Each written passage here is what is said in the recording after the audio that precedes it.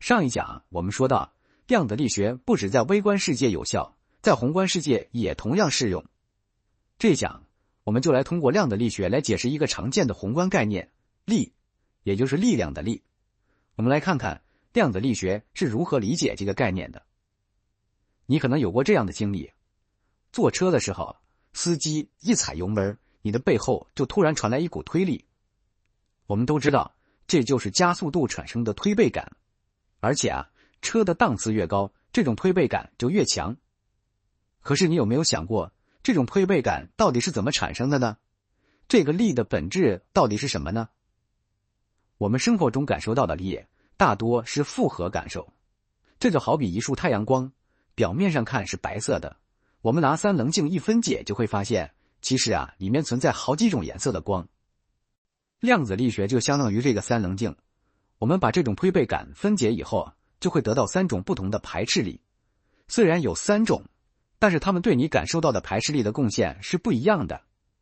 第一种是静电排斥力，这个很好理解。椅背里面有原子核，有电子，原子核带正电，电子带负电。正电和正电之间会相互排斥，负电和负电之间也会相互排斥。但这不是排斥力的最主要的来源。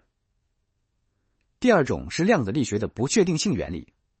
你的身体挤压椅背上的原子，想让每个原子都变小一点，就会感受到一种排斥力。但这也不是排斥力最主要的来源。贡献最大的是第三种，它来自量子力学的另一个原理，叫做泡利不相容原理。提出这个原理的物理学家叫泡利。不相容很好理解，意思是说，我站了这个地方，你就不能站了，我容不下你。你的身体往后靠的时候原子就挤在一起，其中一个原子中的电子就可能被挤到另外一个原子那边。但是那个原子的电子本来已经占满了那边的地方，你要是新加进来一个电子就会感受到一种排斥力。有些科普书会把这种排斥力叫做简并力，简单的简，合并的并，这才是推背感的最主要来源。你看一个简单的推背感背后就有三种因素在共同作用，所以力是一种复合的概念。不但如此这些因素的效果也不是直接体现出来的，而是有层级的。什么是层级呢？比方说你要是把一个空的塑料瓶按到水里面，按得越深，塑料瓶就越瘪。你肯定知道这是水的压力。但如果你把自己缩小了，站到瓶子里看，你就会发现这其实是因为水分子在碰撞塑料分子。你看，我们其实是把每时每刻分子碰撞产生的力平均起来叫做水的压力。如果把它还原到微观层面呢，压力这个概念就消失了，只有分子之间的碰撞和分子间作用力。这种微观世界是一个样子，在宏观世界是另一种样子的情况，就叫做有层级。如果我们要找到力的本质，肯定要把复合的力进行拆分，还要排除层级的干扰，把力还原到基本粒子的层面。这个时候你会发现，我们只剩下了四种基本相互作用。我先说一下什么叫相互作用。很多科普书说相互作用就像两个人在扔球，我扔球的时候往后一仰，你接住球以后呢也往后一仰。如果有个眼神不好的人站在远处看，他看不到球，他就会以为我隔空朝你施加了一个力，你朝我施加了一个反作用力。所以粒子就是通过朝其他粒子扔球来施加作用力的。这里说的扔球和接球的过程都属于相互作用。这个比喻很巧妙，但是有个地方他没说清楚，就是这个球是一个粒子，也具有波粒二象性，所以我们扔出去的其实是一朵粒子云。但是你别忘了，我和你也是粒子所以我们俩其实是两朵云。如果你把自己缩小到量子尺度，就会发现这两个粒子之间的相互作用，本质上就是两朵云在不断发出和吸收第三朵云。那么这第三朵云是什么呢？有的云还可以拆分，我们就继续往下拆。当我们把所有的云都拆到底层，不能继续拆分时，就会发现只剩下三种不同的云，它们分别对应三种不同的基本相互作用。按照从强到弱的顺序排在第一的是强相互作用，它一共会扔8种不同的云，这些云都叫做胶子，胶水的胶。有了它原子核里面的质子、中子才能稳定的存在。强相互作用的作用距离很短，只在原子核内起作用，出了原子核就没效果了，所以我们平常感觉不到。排在第二的是电磁相互作用，它扔的云你应该很熟悉了，叫光子，就是咱们前面提到的物理学家总拿它做实验的那个光子。它贡献了我们平常所说的化学键、分子间作用力以及各种宏观世界的力，比如表面张力、静电力、磁力等等。电磁力的作用距离很远，所以我们平时经常能够感受到。排在第三的是弱相互作用，它会扔3种云，分别叫 W 正、W 负、Z 零玻色子。弱相互作用也只是在原子核内有效，而且强度很弱，似乎没什么存在感。但其实弱相互作用很重要。你可能听说过粒子物理学里面有个概念叫标准模型。通俗的说标准模型说明白了2件事，一件事是说世界上一共有多少种粒子，另一件事是说每种粒子之间会如何相互作用。这2件事合起来就说明了构造我们的世界的底层逻辑是什么样的。但如果没有弱相互作用呢，标准模型中的粒子就会少将近1半，这就相当于构造世界的底层逻辑完全变了。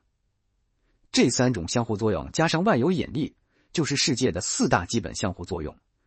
但是量子力学在说到基本相互作用时候呢，只能说清楚其中的3个。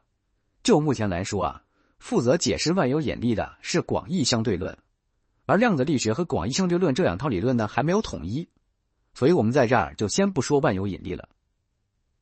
但是你看我在介绍每种相互作用的时候都会说，在其中起中介作用的是各种云，是云它就会有各种不确定性，不好衡量。其实在量子力学中，物理学家已经很少用力这个概念了，而是会用一个更确定的概念来描述它，这就是能量。请你想象一下我带你去杭州灵隐寺的后山，那里是山峦起伏的丘陵，上山的时候你会感到一股强大的力把你往下拖，这个时候你的能量就在变大。山要是越陡你就会觉得这股力越大，你能量变大的速度就会变得越快。但如果你在平地上，比如说我带你在西湖边转悠，你就会觉得这股力几乎不存在，这个时候你的能量也就不怎么变化。这种能量随着空间位置而变化的剧烈程度，就是力的本质。能量变化剧烈，力就大；能量变化很和缓，力就小。咱们还是拿推背感来举例子。我刚刚说过，泡力不相容原理为这种推背感贡献最多。但为什么是它贡献最多呢？你看泡力不相容原理要求这个地方我站了，你就不能站。你想想椅背里的电子特别多，大概有10的23次方那么多。你要是想新加进来一个电子，就得让这么多电子给你腾一块地方，他们当然不愿意了。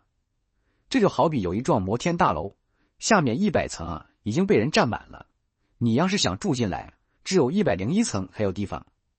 但你要去101层就得一下子获得你能跑到101层那么多的能量才行。能量变化这么大，你才会感受到一种不可抗拒的排斥力。物理学家做过一个简单的计算，这种电子产生的排斥力大约比相同面积下的大气压力还要大几十万倍。如果你很熟悉大气压力的话，你就会知道它的来源是大气压强，所以这种排斥力其实也是一种压强，叫简并压强。说起来，多亏简并压强这么大，我们的世界才能稳定存在。在宇宙尺度上看，万有引力才是主导整个宇宙的力。但是像咱们地球这样的行星，为什么没有在万有引力的作用下把自己向内压塌呢？其中一个很大的原因是就是在地球的内部有简并压强贡献巨大的排斥力。我们现在知道推背感是从哪儿来的了，它就是各种相互作用和量子效应在不同层级下的复合作用。3种基本的相互作用制造了稳定的原子核，电磁相互作用加上不确定性原理贡献了化学键和分子间的吸引力，让原子能够变成分子，再让分子能够聚合成固体和液体，最后再加上泡力不相容原理，提供了一种排斥力，各种物体才不会向内崩塌。这种组合起来的排斥力，就是咱们踩油门时候的推背感。你看量子并不一定总是以掷骰子、超光速这些神神叨叨的形式展现的，它还可以以吸引力、排斥力这种润物细无声的方式展现自己，在你不经意的时候，量子就在你的身边。总结一下这讲的内容，力是一个复合的、有层级的宏观概念。我们可以把世界上所有的力都还原回最基本、不能拆分的基本相互作用。但所有力的本质都是能量随空间位置变化的剧烈程度，是力让物质聚拢在一起，不会散架，也是它们让物质内部有所排斥，不会崩塌。